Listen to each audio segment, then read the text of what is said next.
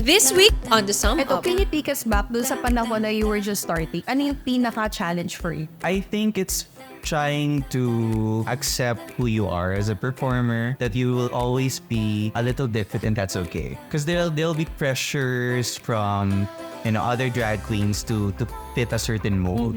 Na parang dapat ganito ka, dapat wala kang bigote. So parang who gets to decide what's the definition of what a drag queen is, or a drag performer? I think people should also understand that in a format like in a reality show like Drag Den or Drag Race Philippines, it might give them a perception of what drag is or what it should be, but it has a lot of layers to it, especially when you go into a queer space like in a nightclub scene.